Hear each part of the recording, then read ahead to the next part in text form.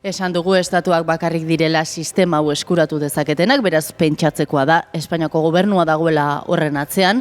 EH Bilduko ordezkaria den eta zelatatua izan den Jon Iñarritu dugu gure artean, egunon. Egunon, bai. Ala, uste duzu Espainiako gobernua dagoela honen atzean? Bai, dudarik gabe. Aipatu duzuen bezala, programa hau estatuek bakarrik eros dezakete, bigarrenez, jakeatuak, ala espioitza hori jaso dugunak estatuko politikariak gara, Kataluniakoak eta Euskal Herrikoak kasu honetan, eta hirugarrenez, estatua ez izatekotan, berak normalenean salatzen ditu halako erasoak. Gogoratu behar da, aurrekari bat dago, 2020an, abuztuan, estatu batek ministro batzuen mobilak jakeatu zituen, eta gobernuak berak batera zen, esanez, ikerketa bat egingo zela, eta afektatuei informazioa transmititu zitzaiela. Kasu honetan ikusten dugu nola gobernutik inork ez digula deitu, eta gobernuak dena ukatu duela. Nire ustez argi dago Espainia dagoela espioitza masibonen atzean. Eta nola baleratzen duzue, zergatik, zuek zelatatu? Bueno, eskandalagarria da, ez? Azken finean, eta entzuten nuen nola Kataluniako presidenteak esaten zuela, ez?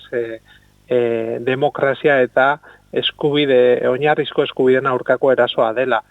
Zergatik, suposatzen dut lan politikoa egiten dugulako. Euskal Herriko kasuan bai gure idazkari nagusia Arnaldo Otegi bera eta ni biktimak izan gara kasu honetan, baina esan behar da ere Euskal Herrian beste kontestu baten halako ekimenak eta ekintzak independentismoaren aurka ez direla berriak. Gogoratu behar da nola 87an Gasteizko herriko tabernan beste sistema bat detektatu zela, eta garai hartan ministro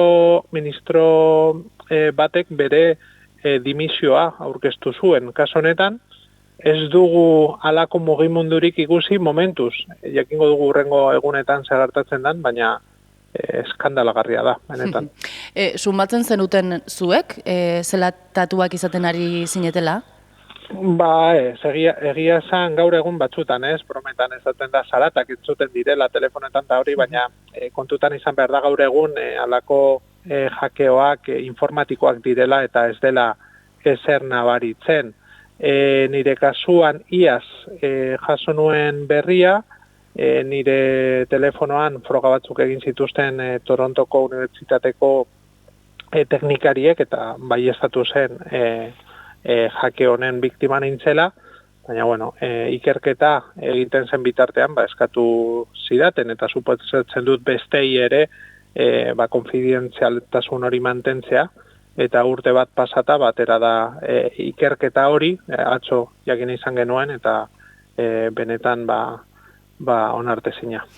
Aipatu dugu, zelatatuak izan direnetako batzuk gaur goizean zehar, agerraldi ezberdinak edo egin asmo dituztela. Ez dakit zuen aldetik, ez dakit ekinbideren bat edo martxan jartzeko asmori baduzuen? Suposatzen dut Euskal Herria Bilduko mai politikoak erabakiko duela aurrengo egunetan ze ekimen hartu. Eraso hauen aurrean gure aldetik ere Madrilen bertan aurkeztuko ditugu beste alderdi politiko batzuekin ekimenak urrengo ordu edo egunetan kontu hau salatzeko, nola ez. Jon Iñarritu, asko eskertzen dizugu, gure deiari gaur erantzuteagatik, animo, asko datozen egunetarako. Eskerrik asko, nahi duzun arte, aio.